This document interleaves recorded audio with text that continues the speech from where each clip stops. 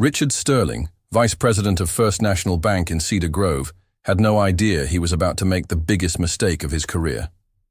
Looking across his mahogany desk at Joyce Williams, the 54-year-old part-time teller who had worked there for only 8 months, he leaned back in his leather chair and sneered. "Look, Joyce, I appreciate your concern about these elderly clients. But let me explain something about banking that you may not understand. These seniors want to move their money around. They're investing it, giving gifts to their grandchildren, buying property. It's perfectly normal. Look here, if you can actually prove that any elder fraud is happening at my bank, I will personally write you a check for $90,000. That's right, $90,000 of my own money. But of course, that's never going to happen. You just keep processing these transactions and let the professionals take care of the big picture, okay?" What Richard Sterling didn't know was that he had just made this bet with the wrong woman. Very, very wrong. To understand this story, I need to tell you about the First National Bank of Cedar Grove, a seemingly respectable community bank that served this small Ohio town for over 60 years. Cedar Grove was the kind of place where everyone knew everyone, a retirement haven with nearly 40% of its 12,000 residents over 65. Joyce Williams had moved to Cedar Grove 18 months earlier for one reason. Her 78-year-old mother, Eleanor, had been diagnosed with early-stage Alzheimer's and required full-time care. Joyce had sold her Columbus apartment, used her savings to buy a small house next door to her mother's, and taken the first job she could find that offered flexible hours. The day Joyce applied for the cashier position, she was desperate. "I just need something part-time, with health benefits if possible. I'm taking care of my mother and need to be available for her medical appointments." What Joyce didn't mention in her application, because she thought it was irrelevant, was that she had spent the previous 12 years as an FBI financial crimes investigator, specializing in bank fraud and elder financial abuse. She had been one of the Bureau's top forensic accountants, the person they called when multi-million-dollar embezzlement schemes needed unraveling. But when her mother's condition worsened, Joyce made a choice that surprised everyone who knew her. "I'm sorry, Director Martinez. I know we're in the middle of 3 important cases, but my mother needs me. I can't do this job and give her the care she deserves." So Joyce Williams, who had investigated over $200 million in financial crimes, became a part-time bank teller, earning $16 an hour. For the first few months, Joyce kept her head down and did her job. She processed deposits, handled withdrawals, and tried not to think about how her life had changed. But Joyce had a problem. After 12 years investigating financial crimes, she couldn't help but notice patterns. It started with Mrs. Margaret Chen, an 82-year-old widow who came every Tuesday. "Honey, I need to transfer another $5,000 to my grandson's college fund." "Of course, Ms. Chen. Same as last Tuesday?" "Was it last Tuesday?" I thought, "Well, Tyler needs the tuition money." Joyce processed the transfer, but something seemed off. She'd seen Ms. Chen's account. The woman had already transferred $30,000 in 6 weeks. Even expensive universities didn't need that much for a semester. Then there was Mr. Harold Kowalski, 79. "Joyce, my investment advisor said I need to transfer another $8,000 into my high-yield savings account today." "This is the 3rd transfer this month, Mr. Kowalski. Are you sure about this consultant?" "Oh, yes, Richard Sterling personally recommended him. He said I could double my retirement savings." Joyce's blood ran cold. Richard Sterling was recommending investment advisors. This was highly unusual for a bank vice president. Over the next 2 weeks, Joyce began keeping an informal list. Mrs. Chen, $30,000 transferred for grandson's education, but address was traced to a post office box in Miami. Mr. Kowalski, $25,000 to investment advisor, phone number disconnected. Mrs. Dorothy Hayes, $15,000 for emergency home repairs. Contractor does not exist. Mr. Frank Morrison, $40,000 for timeshare opportunity. Company not registered anywhere. All transactions were processed on Tuesdays. All clients were over 75. All had been referred by Richard Sterling to various opportunities, and all the money disappeared into accounts that Joyce's trained eye recognized as shell companies. Joyce tried to convince herself she was being paranoid. After all, she was just a box now. But her FBI instincts were screaming. The breaking point came on a rainy Tuesday in October. Joyce was processing what appeared to be the 20th suspicious transaction of the month when Richard Sterling approached her station. "Joyce, I need you to help Mrs. Patterson with a bank transfer." Evelyn Patterson, 84, stood at Joyce's window looking confused and scared. "They said I need to send $25,000 immediately, or my Medicare will be canceled." Every alarm in Joyce's head went off. This was typical Medicare fraud. She had investigated dozens of such cases for the FBI. "Mrs. Patterson, Medicare never requires wire transfers. This sounds like a scam." "Joyce, Ms. Patterson is an adult who can make her own financial decisions. Please process the transfer." "I can't do that. That's clearly fraudulent." "Excuse me? You're a part-time cashier, not a financial advisor. Do your job." The bank went quiet. Other customers were watching. Joyce felt cornered, but she had spent too many years protecting vulnerable people to back down now. "Mr. Sterling, with all due respect, I know what elder financial fraud looks like. This transfer will drain Mrs. Patterson's savings in one fell swoop." "Oh, yeah? And how exactly would a bank teller know about financial fraud?" Joyce hesitated. She had tried so hard to keep her past a secret, to just blend in. But Mrs. Patterson was there, about to lose everything, and Joyce could no longer remain silent. "Because I spent 12 years investigating financial crimes for the FBI." Complete silence on the bench. "The FBI? Joyce, that's a pretty strong allegation." "Special Agent Joyce Williams, Financial Crimes Unit, Columbus Field Office, badge number 7394. I have investigated over 200 cases of bank fraud, embezzlement, and elder financial abuse." Richard Sterling's face paled. He hadn't expected this. If that's true, then why are you working as a cashier?" "Because my mother has Alzheimer's, Mr. Sterling. And when someone you love is scared and confused, career advancement doesn't matter anymore." Mrs. Patterson looked between them, still confused. "So, should I send the money or not?" Joyce knelt down to Mrs. Patterson's level. "No, honey, you should never send the money. That's a scam. Your Medicare is fine. I'll help you call them now to confirm." As Joyce helped Mrs. Patterson make the call, Richard Sterling froze. He had just discovered that his part-time teller was one of the most skilled financial crimes investigators in the state. And worse, she had been watching his operation for months. That night, Joyce couldn't sleep. For months, she'd been seeing pieces of a puzzle, but now the complete picture was forming in her mind. She got up, made a cup of coffee, and did what she'd done hundreds of times as an FBI agent, built a case file. Using her laptop, Joyce created a spreadsheet of every suspicious transaction she had witnessed. The pattern was even worse than she thought. 47 elderly clients, all over 75 years old, total transfers, 1.8 million in 6 months. All transactions on Tuesdays, when fewer supervisors were present. All the opportunities recommended by Richard Sterling. All the money disappeared into untraceable accounts, but Joyce had an advantage that regular bank employees didn't. She knew how to track money. Using public databases and techniques she learned at the FBI, she followed the money trail. Shell Company, number 1, Educational Investment Partners. Registered to a Miami post office box, actually controlled by Richard Sterling's brother-in-law Shell Company. 2. Senior Financial Advisors. Fake business license, phone number forwarded to Sterling's personal cell phone. Shell Company, number 3. Heritage Home Services. No contractors, no office, just a bank account that funneled money back to Sterling. Joyce realized she was looking at a sophisticated operation. Richard Sterling had created an entire ecosystem of fake companies, all designed to steal from the elderly customers who trusted First National Bank.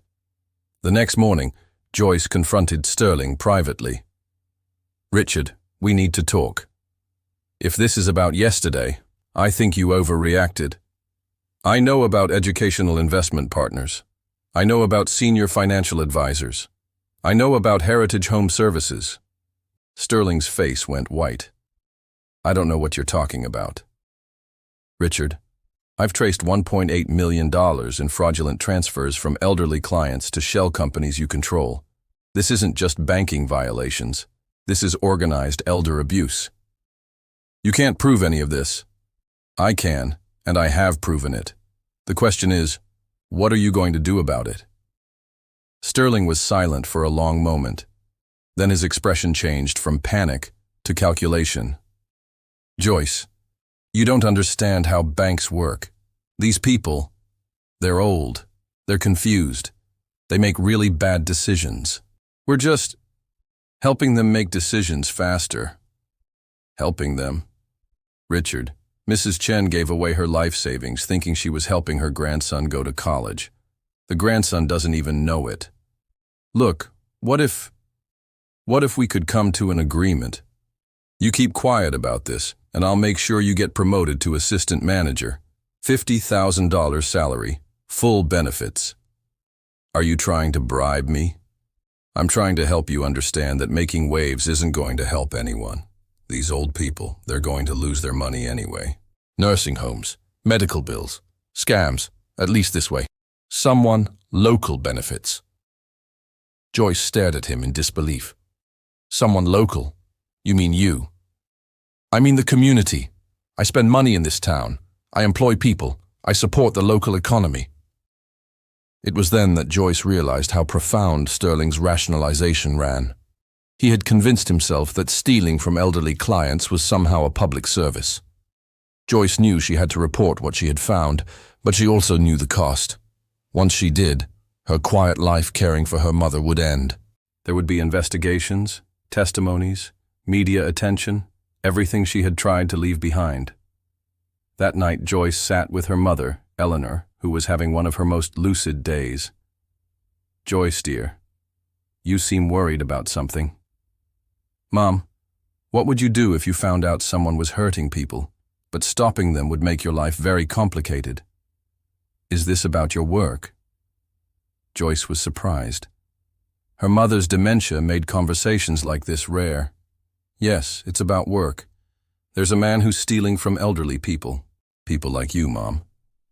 But if I report him, I could lose my job and I won't be able to take care of you the way I want to. Eleanor took Joyce's hand. Honey, do you remember what you used to tell me about your work at the FBI? Joyce was surprised that her mother remembered.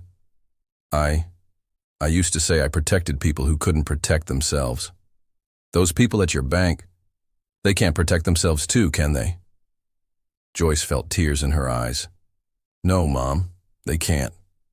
They trust the bank to keep them safe, and instead they're being robbed. Then you know what you have to do. And Joyce, I'm proud of you for caring more about doing the right thing than doing the easy thing. The next morning, Joyce made a decision. She would build an airtight case against Richard Sterling, but she would do it the right way, by gathering evidence that would hold up in court and protect each victim. But first, she needed to understand exactly how big this operation was. Using her access to bank records, Joyce discovered that the fraud stretched back 3 years and involved 127 elderly clients. The total theft exceeded $2.3 million. But even worse, Sterling wasn't working alone. Bank manager Susan Crawford was processing unusual transactions without question. Chief teller David Chen was directing transfers to avoid detection. Even security guard Mike Torres was paid extra to help confused elderly customers who might hesitate to complete large transfers. Joyce realized she was facing a criminal conspiracy involving half the bank's employees. On Friday morning, Joyce made copies of all her evidence: account records, transaction histories, traced shell companies, everything. She planned to deliver them to the FBI's Columbus field office that afternoon when Richard Sterling cornered her. Joyce, I need to talk to you. Now. He took her to his office and closed the door. I know what you've been doing, accessing customer records, printing account statements, building some kind of case against me. Richard, what I've been doing is documenting systematic theft from vulnerable elderly clients. What you have done is violate the bank's privacy policies and access records outside of your job description. This is grounds for immediate dismissal and criminal charges. Joyce had anticipated this. Are you threatening me? I'm explaining the reality. You're a part-time cashier who's been snooping through confidential files. I could arrest you for this, but I'm willing to be reasonable. He pulled out a check. Here's $25,000. Take this money, quit your job, and forget whatever you think you discovered. Move your mother into a nice nursing home and move back to Columbus. You're offering me $25,000 to overlook $2.3 million in theft. $2.3 million? Joyce, you are very mistaken. Even if there were some irregularities, it couldn't be that much. Richard, I've tracked every transaction. 127 victims over 3 years. Ms. Chen alone lost $85,000. Mr. Kowalski lost $60,000. Dorothy Hayes lost her entire inheritance, $120,000. Sterling's confident expression cracked. You can't prove any of that money came to me. Actually, I can. Educational Investment Partners, LLC, bank account ending in 7394, registered to your brother-in-law James Sterling in Miami. Senior Financial Advisors, phone number that forwards to your personal cell phone. Heritage Home Services, fake contractor's license. Payments deposited into an account you opened in your mother's maiden name. Sterling was sweating now. Even if any of this is true, you have no authority here. You're not the FBI anymore. You're just a bank teller who's been illegally accessing customer accounts. You're right. I'm not with the FBI anymore. But I know how to build a case, and I know who to call. That's when Sterling played his trump card. Joyce, let me be very clear about something. If you try to report this, I will make sure everyone knows that you have been using your FBI training to spy on bank customers. I will file criminal charges for unauthorized access to confidential records.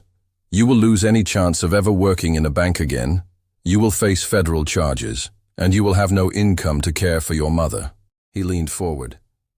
But more than that, I'm going to make sure your mother's care becomes very expensive. The home nursing service she uses, I'm on their board. Her Medicare supplement insurance? My brother-in-law is the local agent. Want to play hardball with me? We'll see how your mother's medical care goes when I make some calls. Joyce felt a cold anger rising inside her. Did you just threaten my mother's medical care? I'm just explaining how small towns work, Joyce. Everything is connected. You mess with me, things get complicated for everyone you care about. That's when Joyce made the decision that would change everything. Richard, you just made the biggest mistake of your life. Oh yeah? And which one is that? You threatened the one thing I care about more than following proper procedures. That afternoon, Joyce didn't drive to the FBI field office as planned. Instead, she went home, opened her laptop, and activated skills she'd kept dormant for 18 months. She was done playing defense. It was time to go on the attack. First, Joyce contacted her former FBI partner. Agent Martinez, this is Joyce Williams. I need to report ongoing federal crimes, elderly financial abuse, bank fraud, money laundering, and banking violations. Joyce, good to hear from you. What's the situation? Multiple violations of the Elder Justice Act, RICO predicates, and approximately $2.3 million in fraudulent transfers. I have complete documentation. Oh my God, Joyce, where? First National Bank, Cedar Grove, Ohio. VP Richard Sterling is running the operation. Joyce then called the Ohio Division of Financial Institutions. I need to report systematic violations of federal banking regulations. Yes, I'll hold. Then the Consumer Financial Protection Bureau, the FTC's Elder Fraud Hotline, and the Ohio Attorney General's Elder Abuse Unit. But Joyce was just getting started. She used her FBI contacts to expedite investigations, provided detailed forensic analysis of the money trails, and prepared victim impact statements for each elderly client who had been defrauded. On Monday morning, Richard Sterling walked into work expecting a normal day. Instead, he found two FBI agents waiting in the lobby. "Richard Sterling? We're from the Federal Bureau of Investigation. We have a warrant to search these premises and seize all bank records related to customer accounts." "What? There must be some mistake." "Sir, you are under investigation for elder financial abuse, bank fraud, money laundering, and RICO violations. Please step aside while we execute this warrant." As Sterling watched in horror, a team of federal agents began packing up files, computer hard drives, and transaction records. Joyce stood at her teller station, calmly processing routine customer transactions, as if nothing unusual were happening. Sterling approached his station. "You did it." "I protected elderly clients from criminal financial abuse, just like I used to do for a living." "This will destroy the bank. People will lose their jobs." Joyce looked directly at him. "Richard, when you threaten an elderly woman's medical care to cover up theft from senior citizens, you have crossed a line that cannot be uncrossed." That's when Sterling made his final mistake. "Wait, Joyce, remember what I told you about your bet? About the $90,000? I'll give you the money right now if you say this was all a misunderstanding." Joyce smiled for the first time in weeks. "Richard, you already owe me that money. I proved that elder fraud was going on at your bank, but don't worry about paying me back.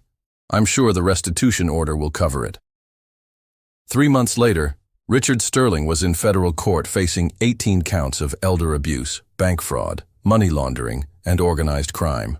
He had hired one of Ohio's most expensive criminal defense attorneys, Marcus Webb, known for securing reduced sentences for white-collar criminals. "Your Honor, my client may have made some questionable business decisions, but there is no evidence of criminal intent. These were legitimate investment opportunities that unfortunately fell through." The prosecution was being led by Assistant U.S. Attorney Sarah Chen, who had requested Joyce as a star witness. "Your Honor, the government calls Joyce Williams to the stand." As Joyce walked to the witness stand, she noticed that the courtroom was packed with Sterling's victims, dozens of elderly Cedar Grove residents, many brought by their adult children who had flown in from across the country. "Ms. Williams, please state your history for the record." "I served 12 years as a special agent in charge of the FBI, specializing in investigations of financial crimes and elder abuse. I was part of the team that developed the Bureau's Elder Justice Initiative." "And how did you come to work at First National Bank?" "I left the FBI to care for my mother, who has Alzheimer's disease. I accepted a part-time cashier position to maintain flexible hours for her care." "During your employment at the bank, what did you observe?" For the next hour, Joyce methodically laid out the entire scheme. She explained how Sterling targeted recently widowed clients, how she created fake companies to steal their money, and how she threatened victims who questioned the transactions. But the most powerful moment came when Prosecutor Chen asked about the victims. "Ms. Williams, can you tell us about the impact on the victims?" Joyce looked directly at the elderly in the courtroom. "Your Honor, these weren't just financial crimes. When you steal someone's savings, you're stealing their dignity, their independence, their ability to age gracefully." Joyce turned to address the victims directly. "Mrs. Chen lost $85,000 she had saved for her granddaughter's wedding. She can't contribute to the celebration now.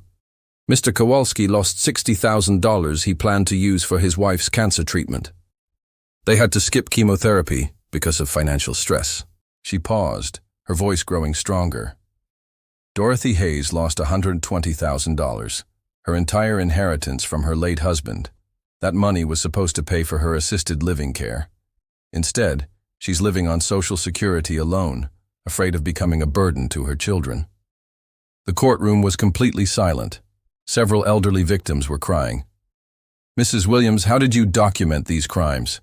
"Using investigative techniques I learned at the FBI, I traced every transaction, identified the shell companies, mapped the money laundering scheme, and documented the pattern of targeting vulnerable elderly customers." Defense attorney Webb tried to discredit her. "Ms. Williams, Is it not true that you illegally accessed confidential bank records outside of your job duties? No, sir. Every record I accessed was part of transactions I personally processed or witnessed as part of my duties as a cashier. I used publicly available databases to track the shell companies, which is standard investigative procedure. But you were acting as a federal agent while employed as a bank teller. No, sir. I was acting as a concerned citizen who recognized criminal activity and reported it to the appropriate authorities. Ms. Williams, you've made a huge leap from $25,000 in questionable transfers to $2.3 million in alleged criminal activity. Joyce had expected this question. Actually, sir, the final audit by federal investigators confirmed a total theft of $247,000 from 143 victims over 3 years and 2 months. Webb looked shocked. He hadn't seen the final forensic accounting report. Joyce continued. The defense is correct that I initially noticed smaller amounts. But when you're trained to investigate financial crimes, you learn that what you see is often just the tip of the iceberg. Mrs. Williams, why didn't you report your suspicions sooner? Because I wanted to build an airtight case that would protect every victim and ensure full prosecution. Based on my FBI experience, premature reports often allow criminals to destroy evidence and escape justice. Judge Harrison had heard enough. Ms. Williams, in your professional opinion, was this an organized criminal scheme? Yes, Your Honor. This was a sophisticated RICO enterprise involving multiple defendants, systematic targeting of vulnerable populations, money laundering through shell corporations, and intimidation of potential witnesses. When the verdict was announced, Richard Sterling was found guilty on all charges. The judge sentenced him to 12 years in federal prison and ordered full restitution of $247,000 plus penalties. Mr. Sterling, you held a position of public trust and used it to prey on the most vulnerable citizens in our community. Your crime struck at the heart of basic human decency.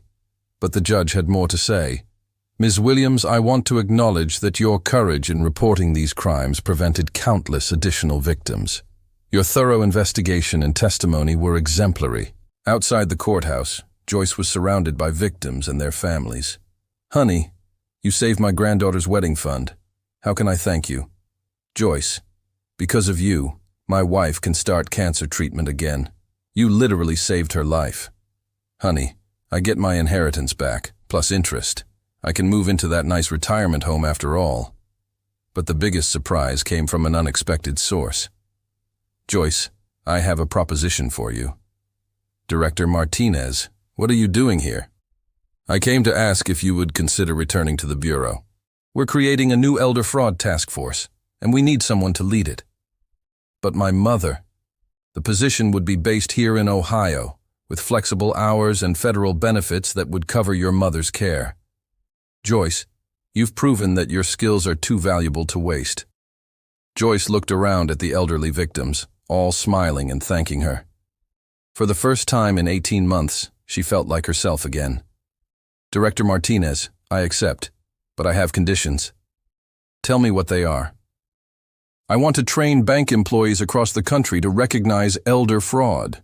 I want to create a hotline for victims, and I want to ensure that no elder has to face what these people have faced. 6 months later, Joyce Williams was leading the FBI's most successful elder fraud prevention program.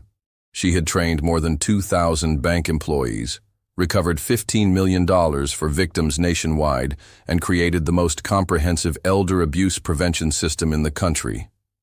First National Bank hired Joyce as Senior Vice President of Customer Protection, at a salary 3 times what Sterling was earning. And Richard Sterling? He was serving his 12-year sentence and working in the prison laundry for $0.23 an hour, a dramatic change from his $180,000 bank salary. But the most significant change was in Cedar Grove itself. The town's elderly residents felt secure banking again, knowing someone was looking out for them. Eleanor Williams, Joyce's mother, was enrolled in the best Alzheimer's care program in Ohio, covered by Joyce's federal benefits. And on her good days, Eleanor would tell anyone who would listen, My daughter protects people. She always has, and she always will.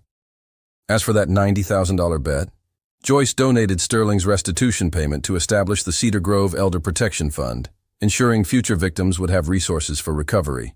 Because sometimes the most powerful thing you can do is use your gifts not for personal gain, but to protect those who cannot protect themselves. If you know a senior who has been approached about unusual investment opportunities, Medicare scams, or sudden emergencies requiring wire transfers, please report it immediately to the Elder Fraud Hotline, 1-833-FRAUD-11. Your vigilance could save someone's savings and their life.